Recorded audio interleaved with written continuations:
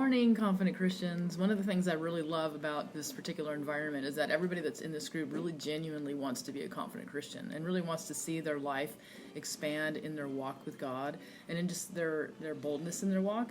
And today's I'm starting over in the book, and so some of you have an ebook copy and some of you have a hardbook copy. And I apologize. I think Frank Sinatra and his friends are singing in the background, so maybe it'll make you want to dance a little bit.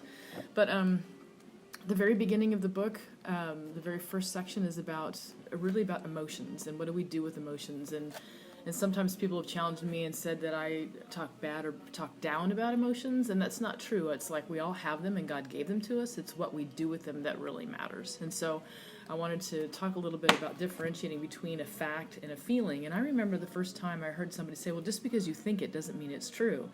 And after I spent some time thinking about that, I realized, well, there is some truth to that. It's just because I think it doesn't mean that it's real. I might think that it's real, but that doesn't necessarily make it real just because I'm thinking it. So even if I said, like they use the example of a pink elephant, we can think of a pink elephant in our mind or even think of like Disney movies or whatever, but that doesn't mean that it's real. It's not true.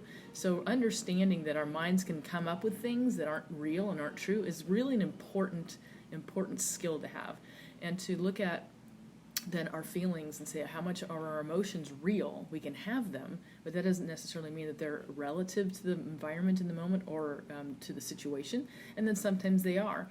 And learning the skill, I remember years and years ago when I was in therapy back in my college days, my therapist told me, he said, you need to really understand when your emotion is relative to the situation and when it's excessive. And that was so helpful for me because I was thinking that all of my emotions were excessive. Because I was raised in a be seen and not heard environment, and so you weren't allowed to have feelings. And so I always thought all of my emotions, whenever I had them, were excessive. And so to be able to say there are going to be times when we have emotions and they're going to feel excessive, but they may not be excessive. And think, what would somebody else be going through? How would they be responding to this particular scenario that I'm going through? And so in the very first beginning of the book, it talks about anger and that anger covers pain. And so I know that since I've written this book, I probably would have said pain and fear. And so being able to say, I have this emotion and the way I react to that pain or fear is with anger, because the anger creates a volition, a motivator to actually do something.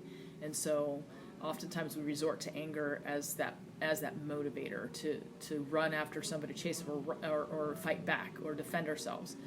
But to understand, if we stay in anger and we're stuck there and we don't make progress, then we're not actually processing the emotion behind it or the thoughts behind it.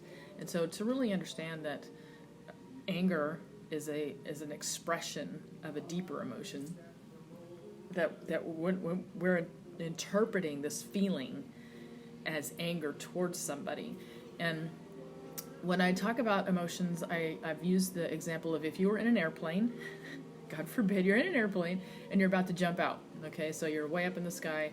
Now, you're going to have that, I know I would, have that tingly feeling in your fingers and the kind of a little bit of anxiety and stress, and you're going to interpret that feeling as either dread or excitement based on the fact of whether or not you have a parachute on.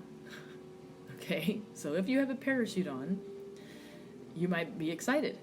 If you don't have a parachute on, it's going to be dread. But the feeling that you're going to have in the moment is highly likely that same feeling.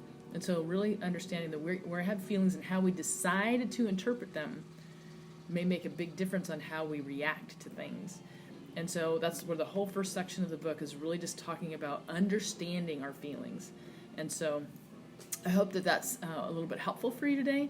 And if you have any questions about that, just stick them in the comments, and I'd be happy to answer them. And hopefully I'll be able to come on live later on tonight so that we can chat a little bit.